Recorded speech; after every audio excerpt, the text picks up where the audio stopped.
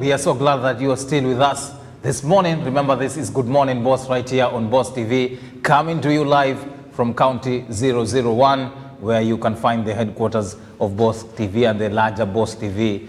Na kuna msemo ambao watu natumia hapa kwamba sisi tupo na tushindani na mtu.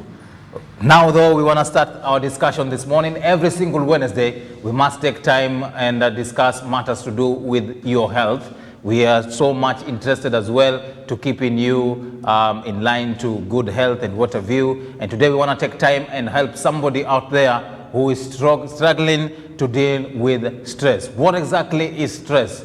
Now, do you understand what exactly is stress? What are some of the types of stress, if there is any? What are some of the causes of the stress itself, and whether if it is manageable or not, and some of the ways that you can do to make sure you manage your stress? Those are some of the questions that we are seeking to find answers together with my guest in studio. That is one, Pastor Chris Nyumawi. Like you can see him, is already in studio, ready to shed some bit of light concerning this matter. And of course, it will be so nice if we hear from you what you have to say concerning our topic of discussion this morning.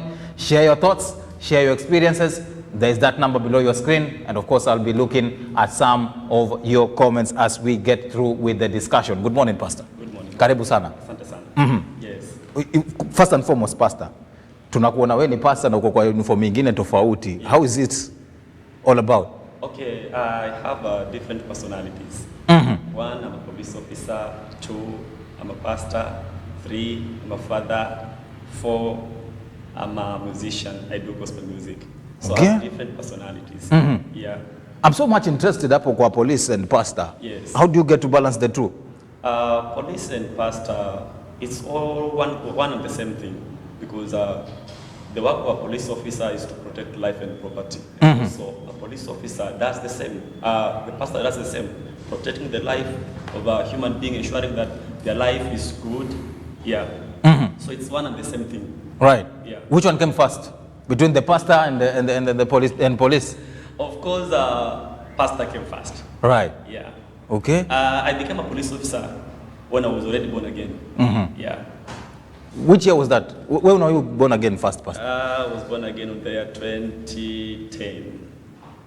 Ukiwa around, manake sisi vijana wajua na mambo ya born again ni kibarua kingine. Okay, tukiongea kuhusu kuna kule kujua Mungu na kuja kuokoka baadaye. Kuna kule kuokoka na tena baadaye ukuje ujue kwamba nilikuwa nimepoteza njia, na sasa njia ni hii. Right. Unaweza enda kanisani na bado hujaokoka. Lakini kwa sasa, wait a minute. Yes. Tunaweza enda kanisani lakini hatujaokoka. Kabisa. Ni rahisi kwenda kanisani ujipate kuokoka. Okay. Yeah, kwa sababu kuokoka ni kufanya ule uamuzi wa kipekee wewe na Mungu wako. Right. Personal relationship with God. But basically leo I'm interested much in talking about stress and stress management. Bila shaka tutakuja kuongea wokovu siku nyingine. Kabisa. That was just, by the way, remember, is also a pastor as well as a counselor who has done matters to do with talking to people about how best can we manage stress. Coming back to you, Pastor. Yes. This word stress, mimi huwa inanishinda. You'll find somebody telling you, I'm so stressed, niko na stress. What is it exactly? First, when we talk of stress, we can define stress in so many terms. But in simply, it is the response, the psychological, the physiological, the behavioral response towards a life-threatening event. Okay. Anything towards life-threatening event. Anything that needs adjustment, be it psychological adjustment, be it physical adjustment. When you respond towards it, we are saying that you are stressed. For example, kuna jambo ambalo limekupata. A very good example is maybe you want to sit for an exam. That needs an adjustment. Anytime your body gets a life-threatening event, it responds. Now that response is what we call stress. Right. And it can respond cognitively. The mind can respond. And then it sends some signals to your body that there is a life-threatening event. Right. There is an event that needs immediate adjustment. Yeah. So we are saying that it's the psychological response, the physical response, because the mind responds and then the body also responds towards a life-threatening event. Right. Yeah. So you want to tell me in a nutshell that stress goes hand in hand with something that is likely to happen or it's already happening? Okay. Stress, both. Stress can go together with something that is likely to happen. For instance, right. Right now you receive maybe a call that you are the next Inspector General, you are the next Prime Minister. Of course, that's something positive, Right. something that is about to happen, but it will give you some sense of tension. How will I become that particular person?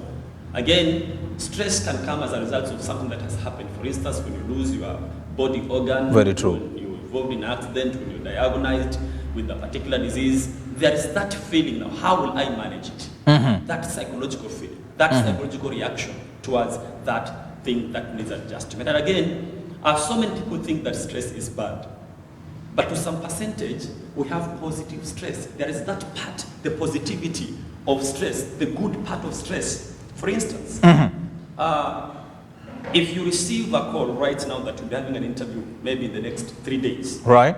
maybe in another company, you'll be stressed, yes? That stress will give you extra energy. It will give you extra energy to work hard. Right. So that you achieve in that particular interview.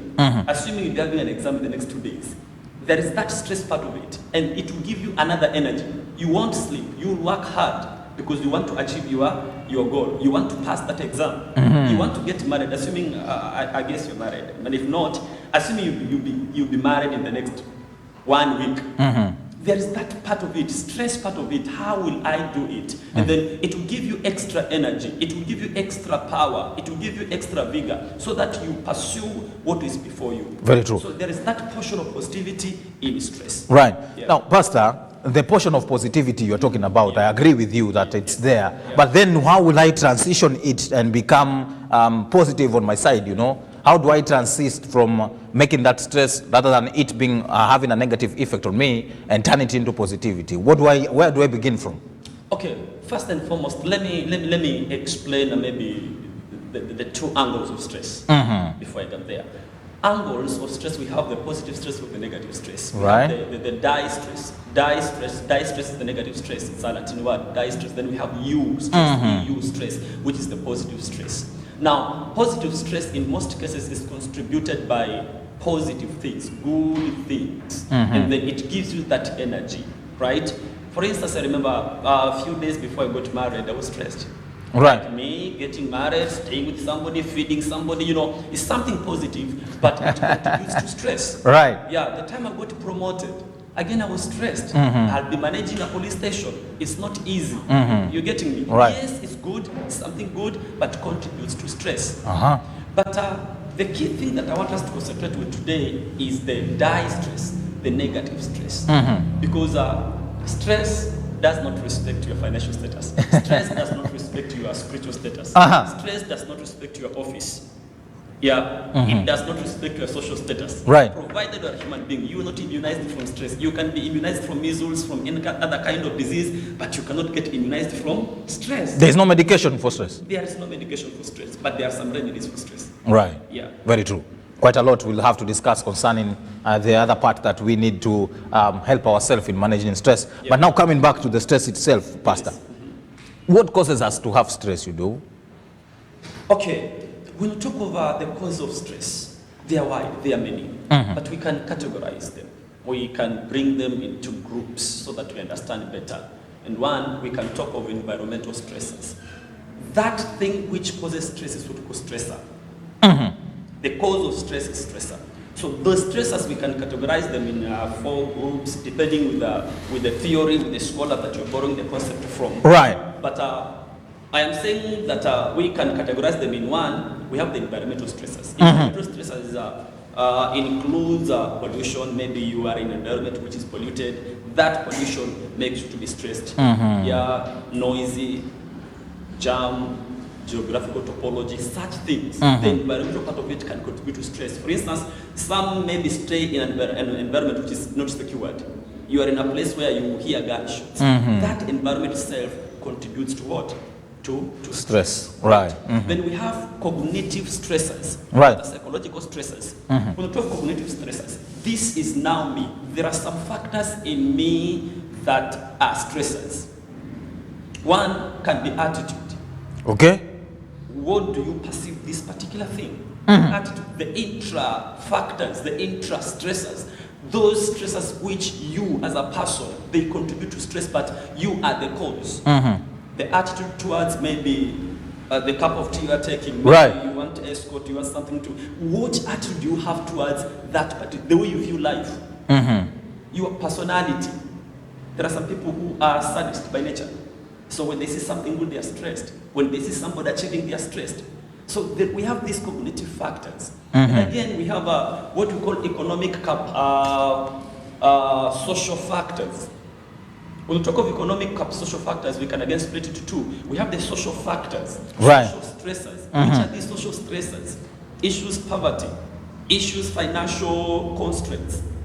All these are causes of stress. I know right now the schools will be closed for 1 week, right. Then after a week, another term. Parents are stressed. Almost everybody is stressed. They are under the category of social stresses, social economic stresses. Yeah.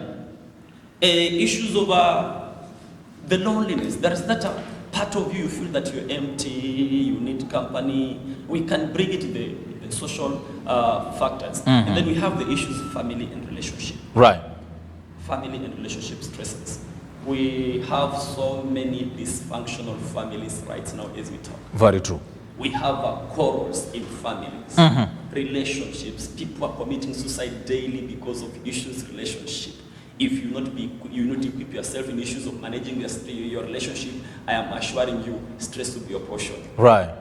Let me not say in Jesus' name, but stress will be your portion. Yeah. So I'm saying that issues relationship contributes much to stress, infidelity. Right. Yeah. Some of our parents have deviant children who do not respect their parents, who go against social norms, so forth. There's so many. Now, Pastor, now the problem here is you'll hear somebody saying or telling another person kwamba wewe unajitakia hiyo stress mwenyewe. Yes. Tunaweza kujitakia hiyo stress mwenyewe? That statement in itself. Okay, kwa njia moja ama ingine tunaweza kujitakia. Tunaweza kujitakia kwa njia moja ama ingine. Right. Inaweza kuwa ya sawa, inaweza kuwa si ya sawa. Tunaposema ya kwamba unaweza kujitakia stress ni kwa sababu jambo la kwanza, labda mtu anaona ya kwamba ile njia ambayo umefuata itakufanya uwe stressed ama itakufanya uwe na msongo wa mawazo. Right. Yeye ameona lakini wewe haujaona. Kwa mfano, vile una perceive a relationship, vile una perceive ndoa, sivyo mwingine anavyoona. Right. So mwingine anavyoona ya kwamba you are dating that particular woman, according to him or her, unataka kujitakia stress. But according to you, hapana, this is the right person. So yes, unaweza jitakia stress wewe mwenyewe. Pili, unaweza kosa pia kujua ya kwamba hili jambo ambalo nalifuata laweza sababisha niwe stressed. Ninasema hivyo kwa sababu gani? Jambo la kwanza, people take mental health lightly. Very true. Watu wamechukulia afya ya kiakili kwa rahisi sana. We don't analyze our mental status, we don't analyze, we can go for screening of tuberculosis, we can go for screening of cancer, any other disease, but when it comes to mental part of ourselves, we do not even bother whether it's important.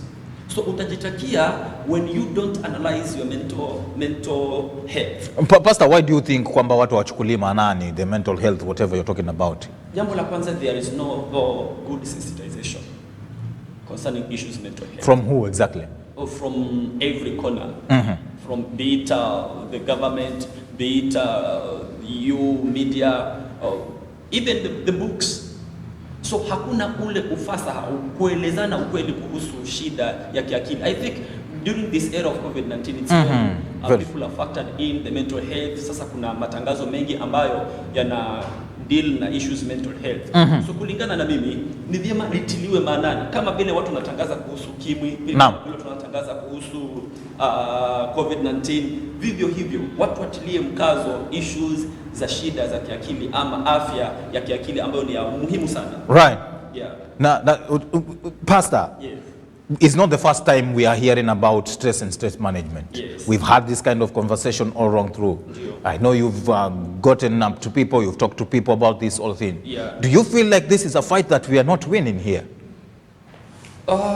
We are winning. To what extent? Because I see nothing. You know, Pastor, we talk about... We are winning, but the constraints I think the issues that we face every day are much than the effort that we are putting towards managing stress. Thereafter, we talk about techniques. Very true. Manage stress. So you find yourself you do not have time to participate in the issues that will help you manage stress, but you are busy chasing life. Right? Not every person is busy chasing a shilling because of the level, the life standard. Every day the life standard goes high. We expect. Right. The rate of stress is very high. So yes, we are winning. You know, tunapoongea kuhusu afya ya kiakili, hautaona ya kwamba huyu mtu kwa kichwa yake imeandikwa this guy is stressed. Very true. This guy is not stressed. Right. Getting me? So to some extent kuna sehemu ya win, to some extent maisha inamsukuma mwanadamu zaidi kuliko kuzingatia afya yake ya kiakili. Nasema hivyo kwa sababu ukiumwa na kichwa utaenda hospitalini, ukiumwa na mguu utaenda hospitalini, lakini stress itachukua muda ukae chini ujiangalie, ujue kwamba hii kichwa inavyoniuma si kwamba niko mgonjwa, right, lakini kwa sababu ya kwamba I am stressed and nahitaji work on it. Yeah. Very true.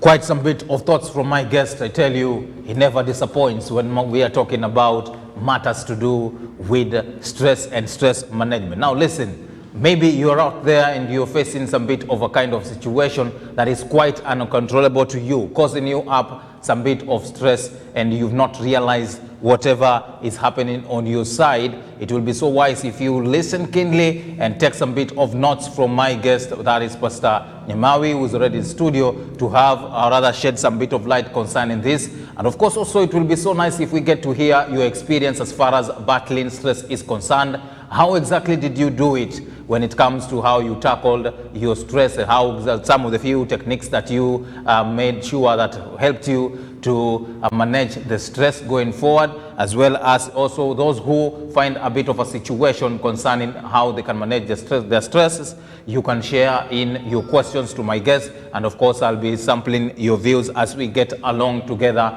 with the show. Remember, the number is below your screen as you can see it, or you can also move to our social media platforms.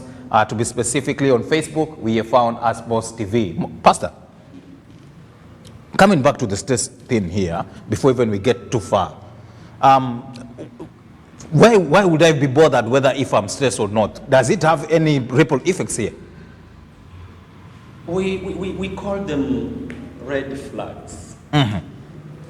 Everybody has a red flag. Right. You can call them indicators. We can also call them signs and symptoms of stress. There are many. True. Very many. But again, we can bring them to groups if you so wish. Very common signs and symptoms of stress. You feel restlessness, anger, headache, muscle pain, sometimes diarrhea, sometimes undereating, overeating. You can undereat, you can overeat, you can undersleep, you can oversleep. All those are signs and symptoms of stress. Right. But again, we are saying that these signs again manifest in levels. We have the cognitive, some of them. Cognitively, for instance, you can begin procrastinating. Hamisha vitu, nitafanya kitu kesho, nitafanya kitu kesho kutwa. Kwa sababu gani? Haufahamu ya kwamba kule kuhamisha kule kutafanya vitu vile ulikuwa umepangia ni sign and symptom of stress. Right. Usahau, you just forget. Unasahau simu yangu ilikuwa wapi, unasahau nilikuwa naenda wapi. Sijui kama ushawajipata umetoka alafu unajiuliza nilikuwa ninaenda wapi. Swali nzuri. Na nilikuwa niko na nini? Ama umeenda kwa room fulani then unajiuliza nimekuja kuchukua nini? Right. So it's one of the indicators ya kwamba something is not okay with myself. Right. And then kuna zile ambazo they are physically manifested katika mwili wako. Mfano, when you encounter a life threatening event, unaweza anza kutetemeka. Right. Unaweza tetemeka, unaweza anza kusweat, hasa kusweat kwa palm. Katika mikono unaweza pata kwamba katika mikono kuna sweating, then kuna the increased heartbeat. Right. Heartbeat inachapa kuchapa, kumbe you are stressed. Then wakati mwingine unasikia kichwa inauma, na watu wengi wakisikia kichwa inauma, they rush to medication. They rush to buy some painkillers. But it's good when you experience such signs.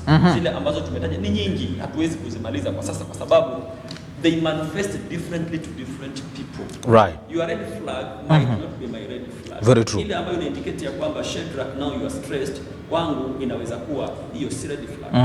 Kwa sababu gani? We all perceive stressors differently. Very true. Pastor, now talking about the little signs you've given out concerning how I can know if whether I have a stress or I have stress or not. Yes.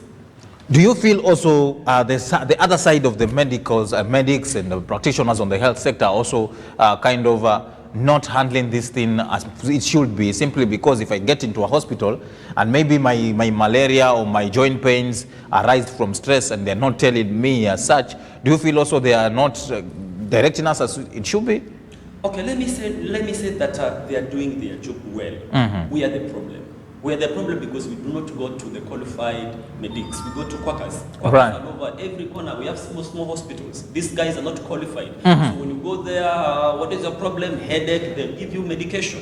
They will not take a history. They will not analyze your mental, your physical, your everything. They'll just give you medication and you go back home. So we are the problem. We don't want to get a proper analysis of our issues. We want to get healed fast. And most of the time, we even don't go to hospitals. We Right. go to the chemistries. Tunaenda kwa duka tunanunua dawa, tunameza, kichwa iko sawa. All over a sudden, unajipata imerudi tena because you've not solved the problem. You just procrastinate, but you've not solved the problem. Yeah. Right. Now, let's factor in issues about age here, and maybe also how is stress correlated with age? Is my stress as an adult compared to the stress of a kid? Are the causes even the same, or how different is it? Age factor matters a lot when it comes to stress management, or rather stress. Level ya miaka matters a lot. We normally say that those people who are 40 years and above, they are much better in issues managing stress, not because they have so many skills, but they have developed what you call resilience. Right. They've gone through a lot. They've gone through so many stressors, and then to them, stressor becomes a normal thing. Right. To cope. Remember, when we talk of stress management, we cannot, sometimes if you cannot change the stressor, you change yourselves. And sometimes you develop resilient. Yeah. So wakati mwingine hawa watu ambao at least miaka yao imekomaa kidogo wanakuwa na ueledi wa kumanage stress kwa sababu wamepitia mambo mengi ambayo tunaweza sema ya kwamba kwa njia moja ama nyingine ni stress. Naam. Lakini age ya kurudi chini. Watu wengi wamekosa kufahamu ya kwamba mtoto pia huwa stressed. Mtoto huwa stressed, mtoto mdogo huwa stressed. Hata akiwa katika tumbo la mamake bado anakuwa stressed. Wakati mama ako stressed, mtoto pia ako stressed. Then wakati amezaliwa, vile ambavyo treat. Hawezi kuambia ya kwamba I am stressed, lakini kwa njia moja ama nyingine ako stressed. Shida kubwa kabisa ambayo iko ni kwa teenagers na adolescent, because expectations of life. Very true. I want to drive a very big vehicle at the age of 20. I want to compete with the 60 years guy who has invested for a while, who has invested for 60 years. I am 20 years. I want to compete with him. So age matters a lot in matters stress. And again, one very important thing, you've talked about issues of analyzing or rather knowing whether I am stressed or not. It is good to do that personal analysis. You analyze your psyche. You analyze yourself every day. You evaluate yourself. Sometimes you do your body analysis. Yeah, I feel I'm okay. The same way you can do unto your mind. And anytime you feel like I'm overwhelmed, anytime you feel like this is a red flag, I am stressed in a way. Right. Well, first and foremost, identify what could be the problem. Okay. Identify this what we call stressor. Chambua, jaribu kufahamu ya kwamba ni kitu gani ambayo inanifanya ni feel vile na feel.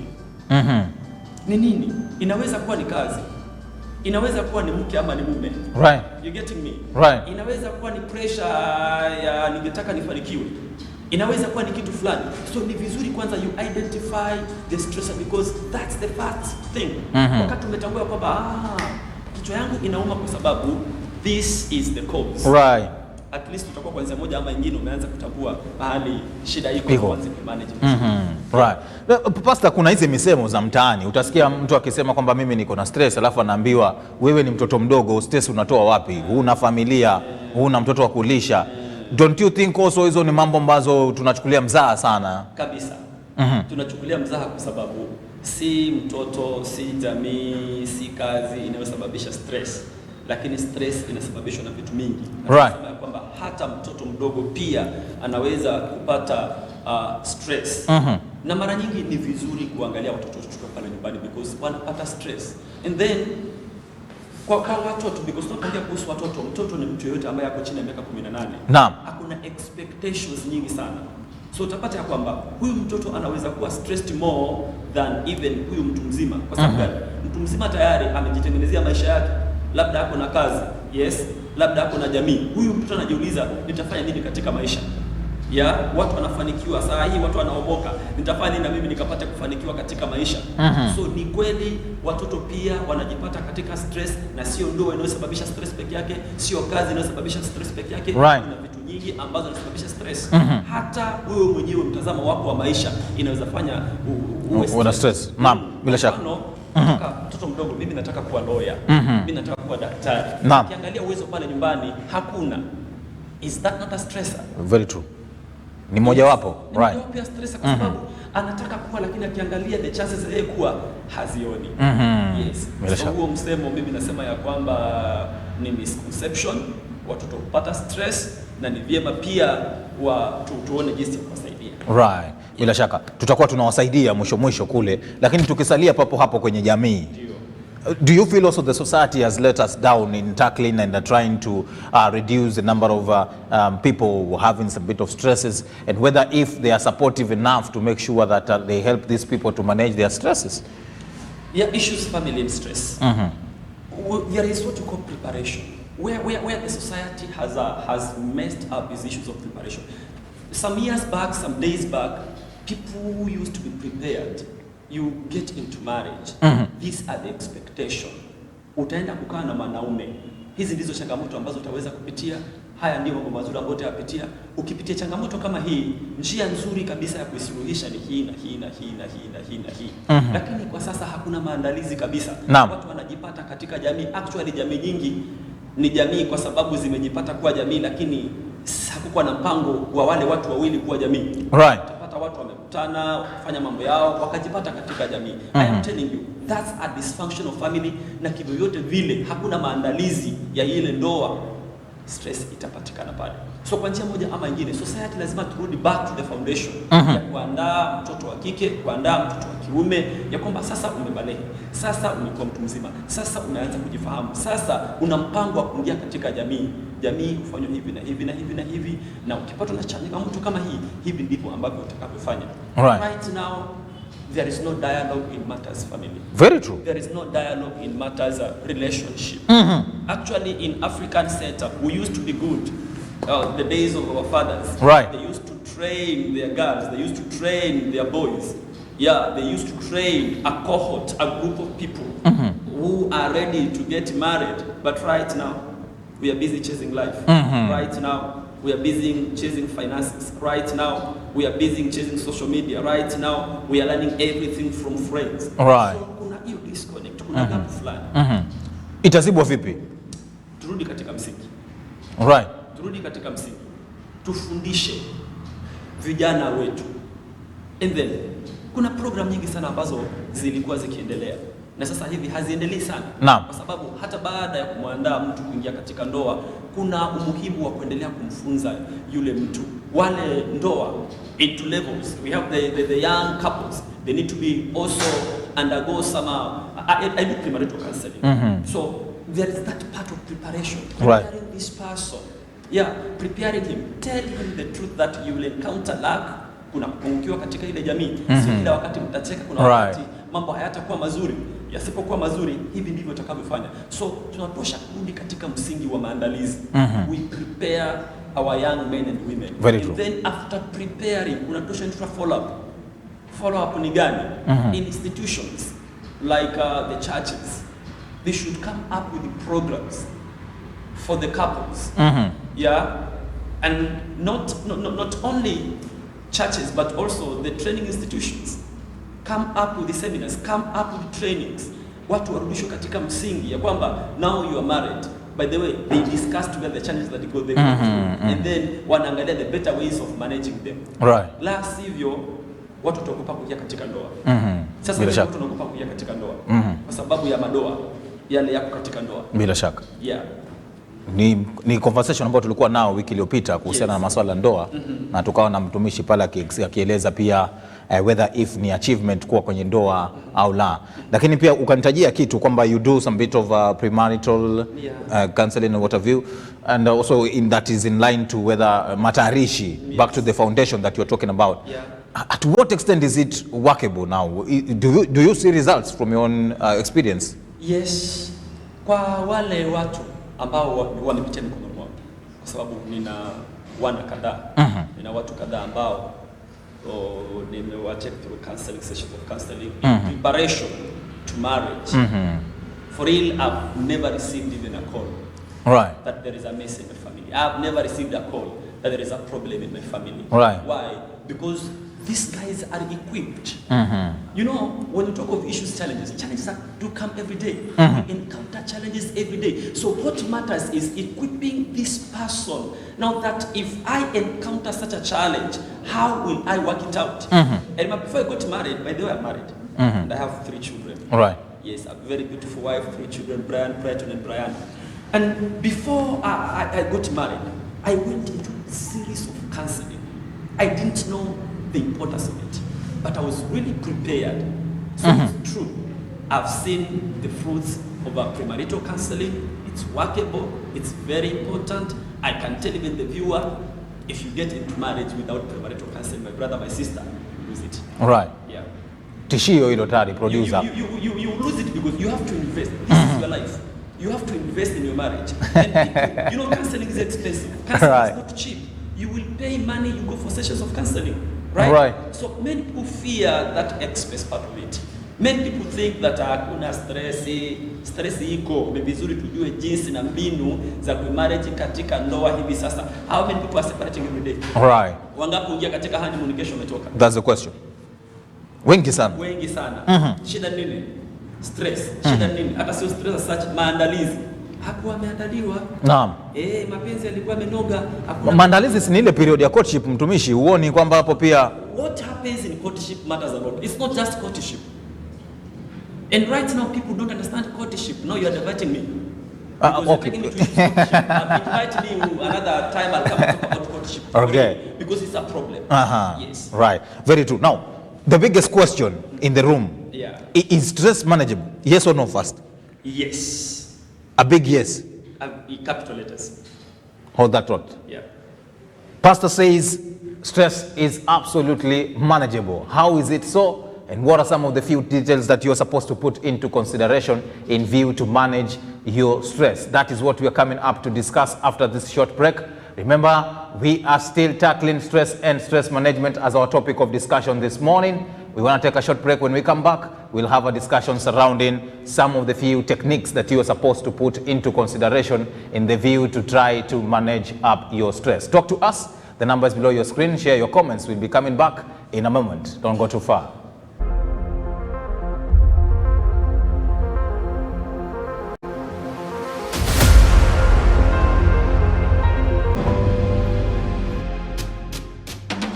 We are glad you are watching Boss TV.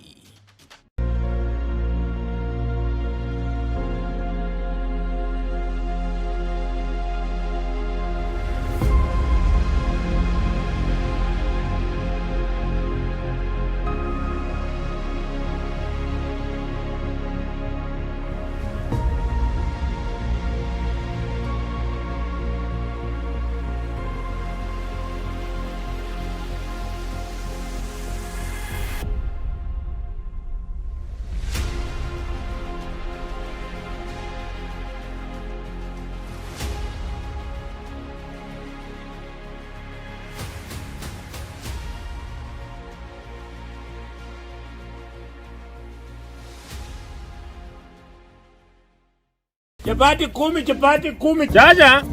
Usiaki. Hiyo ni chapati.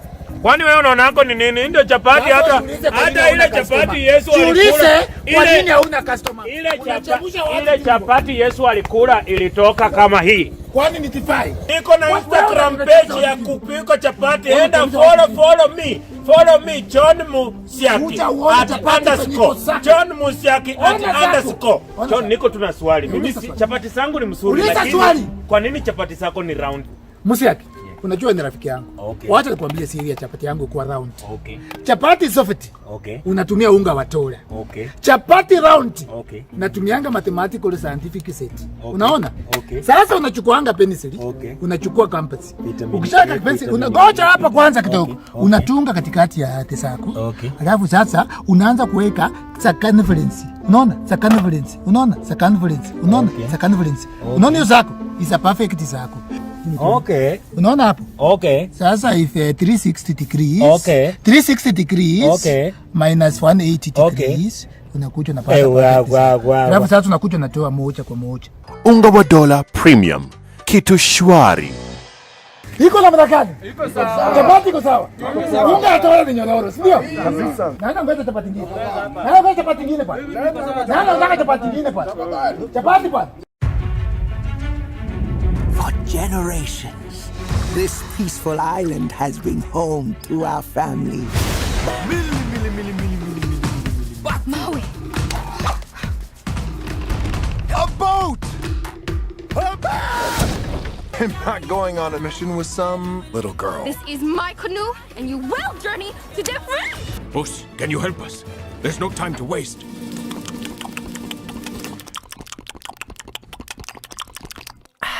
I will do it. When the world is in danger, only one hero Buzz, watch out! has what it takes. Holy frijoles. To fill these boots. That's a lot of heel for a guy, don't you think? Run away, Simba. And never return. You must take your place in the circle of life.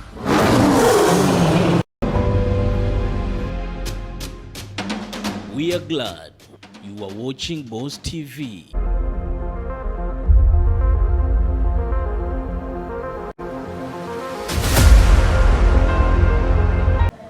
All right, welcome back to the show. Definitely this is the last part of the show. Just in case you're joining us, remember this is Good Morning Boss right here on Boss TV, and we are having that discussion. The hashtag, as always, is the morning discussion, discussing matters to do with your health every Wednesday. And our topic of discussion today pertains issues about stress and stress management. Now, Pastor says stress is absolutely manageable. How so is that? Is what we are finding out next. Pastor.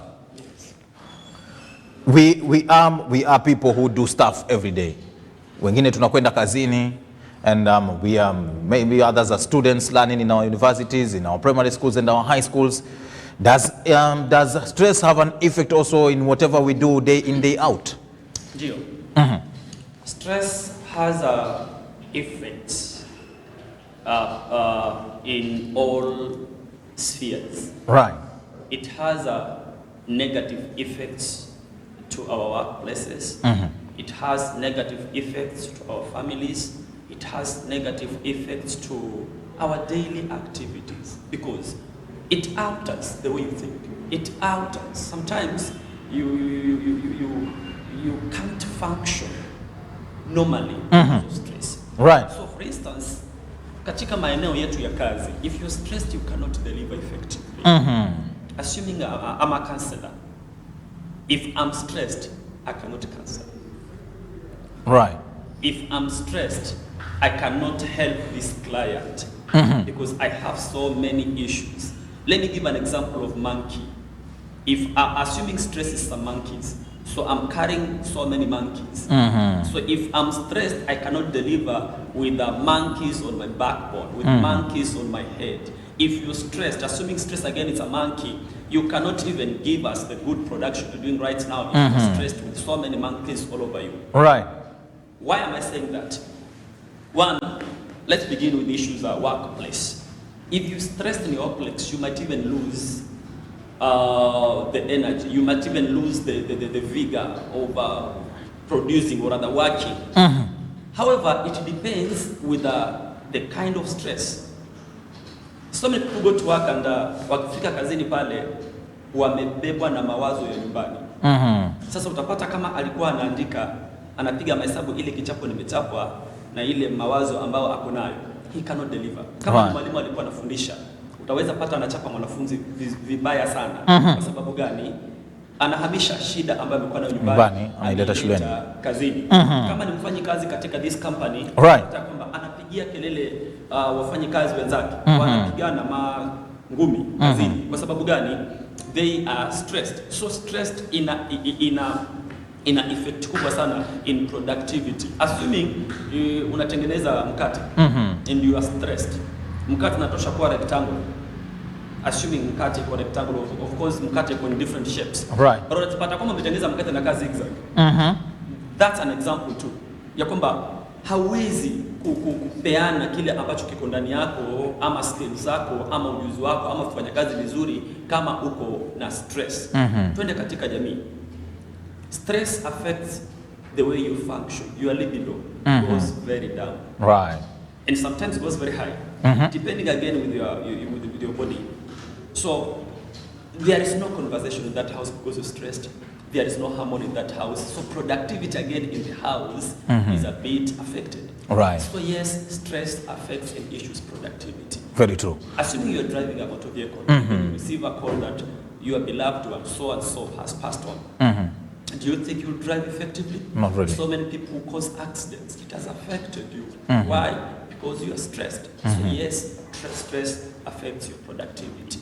Quite good to note there. Now, Pastor, now speaking about whether if it is manageable, where should we even begin from? We are trying to manage the stress now. Yes. Where should we begin from? Yes. The first thing is identify what is stressing you. That's the first thing. Identify what is eating you. How do you do that? Analyze yourself.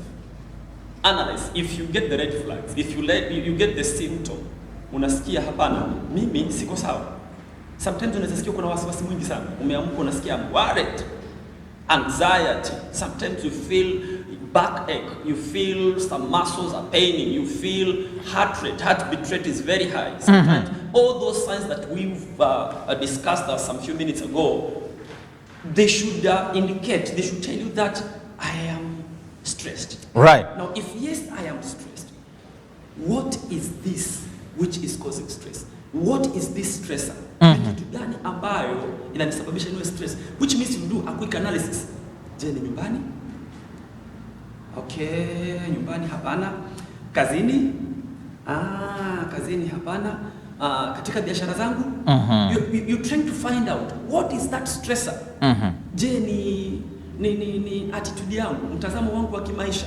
Je, ni goals zangu? Kuna mtu ana ndoto anataka kuachieve, lakini anapiga mahesabu ataachieve namna gani? All right. So it's good first you identify the stressor. Identify what is eating you up.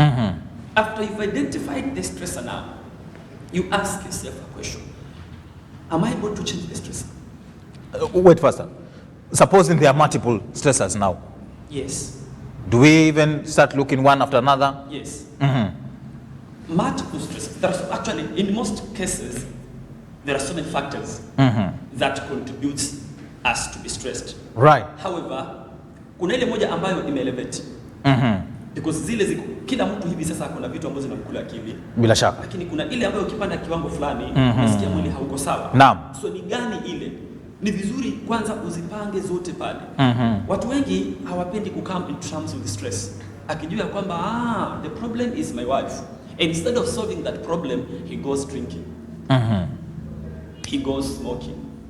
He goes to drug and substance abuse. Right. He goes walking out late at night doing some bad stuffs. They don't want to get in terms with the stress. So wakati umejua ya kwamba hii ndiyo chanzo, hii ndiyo shida, hii ndiyo stressor ambayo inanisumbua hivi sasa, nitafanya nini? Je, naweza kuibadilisha hii stressor? Naam. Je, naweza kuiondokea? Kwa sababu kuna ile ambayo unaweza kuiondokea. Kwa mfano, kama stress yako ni jam ya kibarani, naweza kuiondokea. Kama ndio, wacha tafute njia badala ya kufanya nini? Ya kuiondokea ile jam. Nikitafuta njia badala kwa njia moja ama nyingine, nitakuwa nimejitoa katika ile stress. Right. Je, siwezi kuiondokea, nitafanya nini?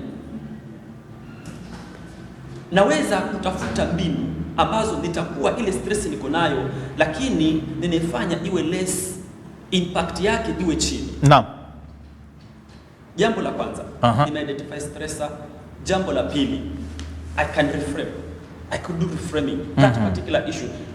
Reframing can mean look at a big picture. Let's give, for example, maybe every morning in this company you're supposed to go for a morning run. Right. Saa 9 usiku unaamka, mnakimbia mpaka Mombasa town, mnazunguka alafu mnarudi. Unapiga mahesabu, baridi hii kisha nitoke kwa blanketi. That's a stress, si kweli? Right. Lakini kivyo vyote vile hauwezi kujitoa, lazima uende kwa sababu it's a policy. How will I live with that stressor but positively? I can reframe it. I can look at a big picture. I can look at the positive side of that stretching, the positive side of mimi kukimbia kuenda Mombasa na kurudi. Kuna positivity. Ndio nikikimbia nikirudi at least mwili uko sawa. Reframe. Tumeelewana? Nimeangalia uzuri wa ile hali ambayo ninaipitia. Kama sasa silali, lakini najua ya kwamba nitapita mtihani. Nikipita mtihani I'll become a great person.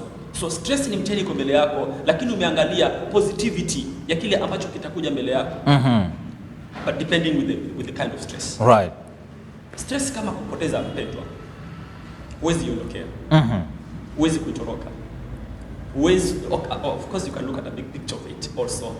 But wakati umejua kwamba mimi sasa hivi nimepoteza mpendwa, wakati mtu amepoteza mpendwa ama amepoteza sehemu ya mwili wake, naam, kuja come into terms ya kwamba mimi nimepoteza mpendwa, jambo la kwanza lazima nasema ya kwamba ni vyema awe na support system. Right. Support system inaweza kwa nini? Jambo la kwanza, anaweza tafuta mshauri wa kweli, mshauri wa sawa, kwa sababu kuna washauri wengi ambao si washauri wa kweli. Naam. Kuna watu wengi ambao hawana ueledi wa ushauri, they are quackers. Wanacheza na akili yako, badala ya kukusaidia wanakuumiza zaidi. So tafuta mshauri wa sawa, yule ambaye ako certified, yule ambaye ako registered, enda pale, enda ukapate ushauri.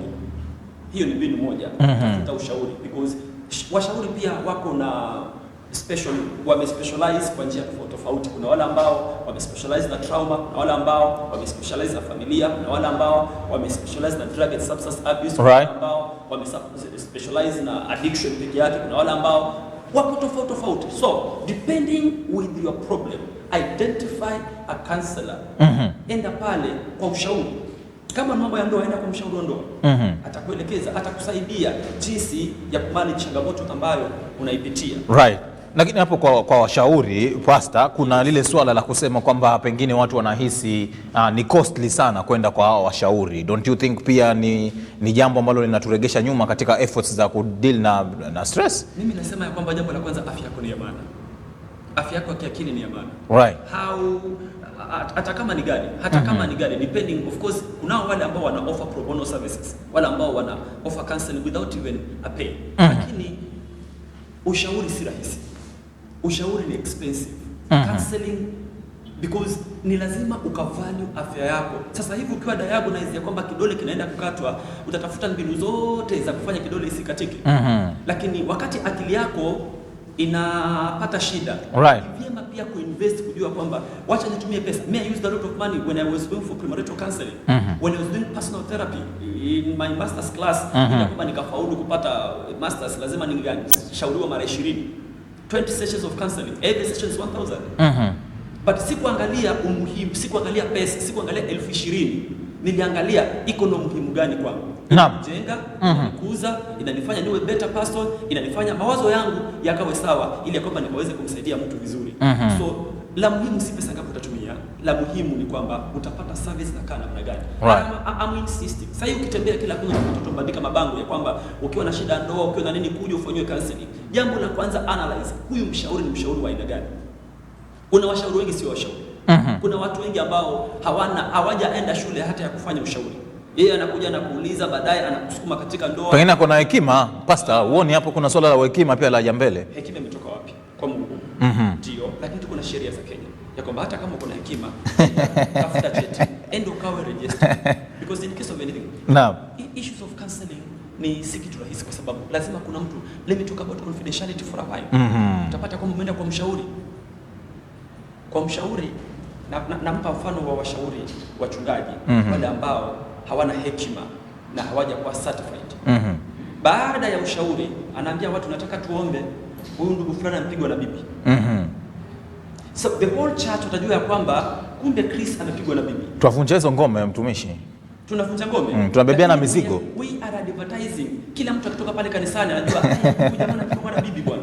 Right. Unanielewa? So ni vizuri huyu mtu awe amesomea ushauri. Na awe ameruhusiwa kisheria kufanya nini? Kufanya ushauri. Kwa sababu gani? Huyu mtu ambaye hajasomea ushauri, huyu mtu ambaye hajakuwa certified, right? Akikuhamu kwa njia moja ama nyingine, huwezi kumpeleka kotini kisheria because huyu si mshauri, huyu ni baka. Lakini yule mtu kama mimi sasa hivi nikuje ni peane information yako ya siri ama I bring your right of confidentiality, take me to a court of law. Are we together? So there are ethical issues in matters counseling. So you're saying that identify a qualified counselor. Identify a counselor who is a counselor, a psychologist, a specialist in that area that you're suffering from. Hakuna mtu ambaye ako sawa kila maeneo. Utapata kwamba huyu ni mshauri wa ndoa, huyu ni mshauri. Kuna wengine ambao wanafanya ushauri zozote wamejiquip kabisa. Yeah.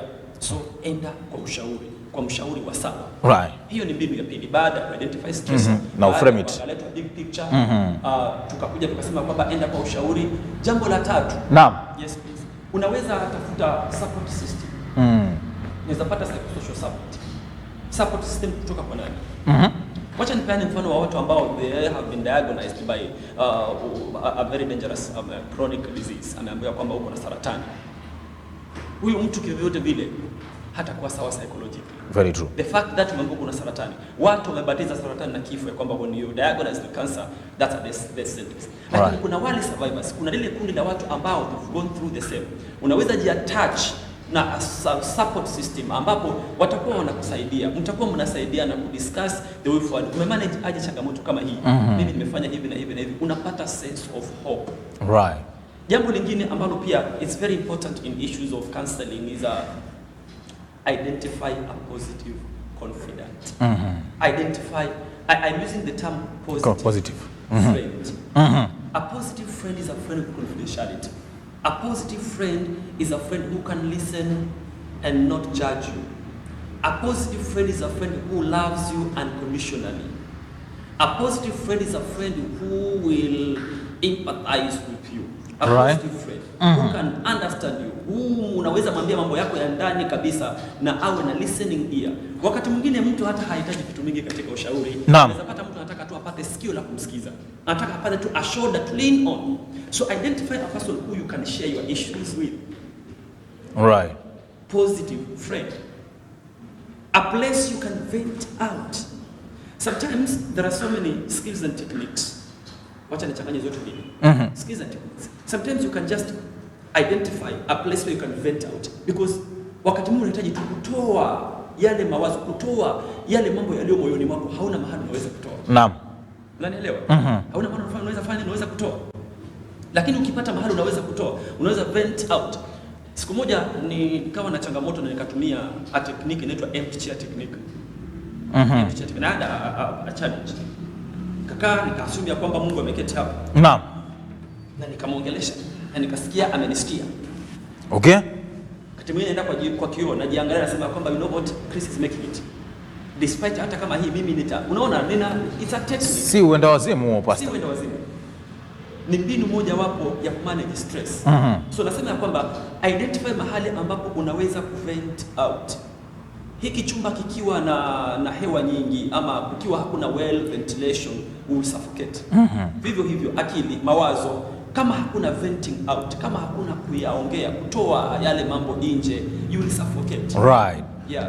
Wanaume ndo wanasemekana kwa hawataki sana kuyatoa nje. Sijui kama walijua hilo. Kweli. Ni kweli kabisa. Wanaume hawapendi kuongelelea mambo yao. Mtaanzaje kwanza kwa mfano? Wacha nianze na uzuri wa wadada. Okay. Wadada wanapata therapy from every corner. That's why a lady anaweza manage stress rahisi kuliko mwanaume. Dada anaweza kwenda katika salon.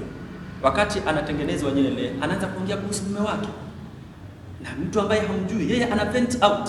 You know, laini ya kwanza ya ya kushukwa, mume wangu ni hivi na hivi na hivi. Akimaliza biashara yangu imeanguka bwana. Akimaliza kitambo, amalize kutengeneza kichwa, vent out, anapumua, niko sawa. Anatoka kuja nyumbani, mambo yako sawa. Lakini mwanaume anakaa kimwanaume, na inachangiwa na culture.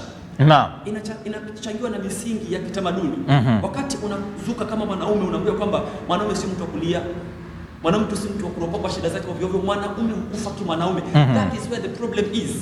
Mwanaume hafiki mwanaume. Lakini asaidia pastor. No. Ni uume ule. Hapana. Okay? Ni uume ndio, lakini kwa njia moja ama nyingine inakuaffect wewe mwenyewe. Ni wanaume wangapi kujinyonga?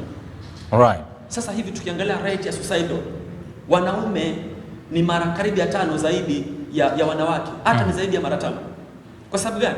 Mwanaume atanyamazia hali yake, anapigwa, ananyoroshwa vizuri nyumbani, right, lakini hakuna mahali anaweza kukaa chini akie mwanaume wake, by the way, unajua jana mama fulani alimtembelea vizuri. Wanaume wote watakuchekelea. Kwanza sisi wanaume tuko na kasumba, hatutachukulia kwamba this guy needs a problem. That's why I'm saying go for a specialist. Look for a specialist who will never judge you, who will love you, who will care for you. Right? Lakini wengine wote utapigwaje bwana na mwanamke? So wakati umeangua jambo kama hilo, utaogopa kudisclose mengine zaidi. Right. So what we do, utaenda kwa mama pima. Ukawekewa mratina wako, ukawekewa changa yako, uanze kubugia changa, wapoteza yale mawazo ya kwamba mimi nilipigwa na mke wangu. Hapana, that cannot happen. Pap, unapiga glasi ya kwanza, glasi ya pili, unaenda nyumbani ukiwa uko sawa. Ukiamka tena wakati pombe imeisha, warudi katika lile wazo la kwamba mimi nilipigwa na mke wangu. Si ni kweli? Unajipata umerudi tena katika kubugia pombe. So utaendelea hivyo, mwisho utakuwa drug addict. Right. La pili, unaweza jipata umeingia katika tabia ambazo si sawa. Sababu gani? Unajaribu kufunika the fact that you are undergoing GBV. Amba you are undergoing stress. Right. Mimi na encourage wanaume. Wanaume tulie. Create time and cry. Crying is very important. Crying, they say that crying massages your heart and mind. Ladies do cry. Kitu kidogo kimnyima pesa saluni, anaweza lia tu na kile yako sawa. Analia tu, baba ameninyima pesa saluni, ako sawa. Lakini mwanaume hata katika matanga hivi sasa, enda ukapate kama kuna mwanaume hapo analia. Wachache sana. Amefunzwa asilie, lakini anaumia ndani. Hizo vitu zitamkula. Wanaume jifungie mahali. Get your own time. Kama unaogopa kulia mbele za watu, enda ujifungie chumba chako cha ndani. Piga nduru, lia, pangusa machozi, rudi. Ukimaliza ukisikia kulia, kajifungie chumbani, piga nduru tena. Lia mzuri. Ni kusema ya kwamba katafute vitu zote ambazo katika maisha yako zilikuwa pena huku lia, then uanze kulia. Tafuta moja ya kwanza, I lost my grandfather, sikulia. Lia kabisa peke yako. Ukimaliza, by the way, kuna wakati kazi yangu iko na mzuri, lia, because wakati unalia unakuwa relieved. Bila shaka. Ni amana sana. Nafikiri wanaume pale nje wameweza kukusikia. Na kia, let them speak out. Usinyamazie ile kitu ambacho unapitia mwanaume. Speak it out.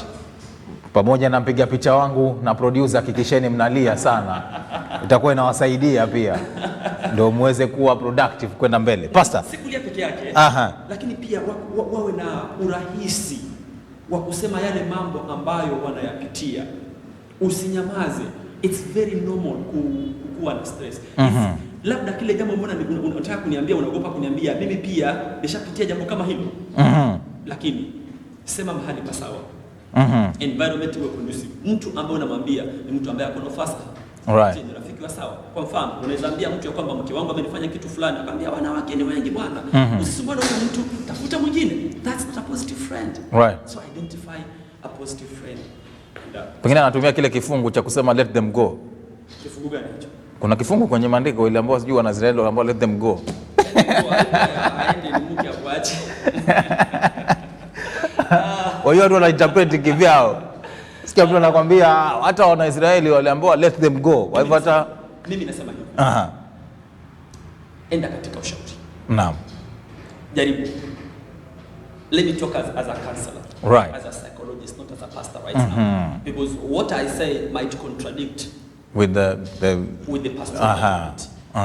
Ukiona ndoa imekulemea, go for counseling. Right. Tafuta mbinu zote kudumisha ndoa yako. Na ukiona imeshindikana, toka kando kidogo. Usikufe katika ndoa. Usikubali ukatwe mikono, ukatwe miguu. We have so many cases in Kenya ambapo watu wamevumilia pale. Right. Mwisho wamenyongwa.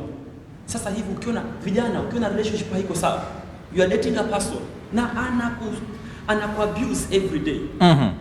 Yeye si alpha na omega, ndiye alpha na omega. Bila shaka. Wewe jipe muda kidogo for your own good.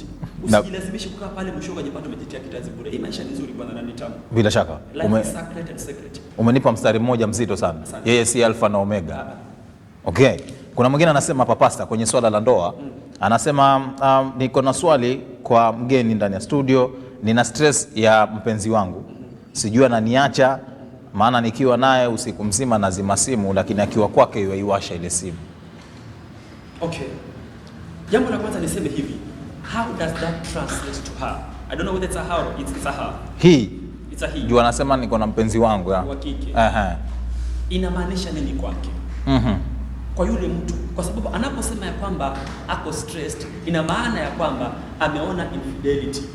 Ina maana ya kwamba ameona kuchezwa. Sababu gani? Mbona nikikaa naye pale anazima simu? Maana ya kwamba kuna conversation, kuna communications ambazo si za nini? Si za sawa, ambazo mpenzi mwenzake hangetamani azione. Niseme kitu kama hiki. Speak it out. Right. Wakae chini, wakaongee. Waongea kwamba freely develop rapport na mpenzi wako. Sometimes mpeleke nje, pata cappuccino, pata kakahawa bwana. Kaeni chini, mami, mwambie daddy. Hebu tuongee mambo kama watu wazima. Shida iko wapi? Bila shaka.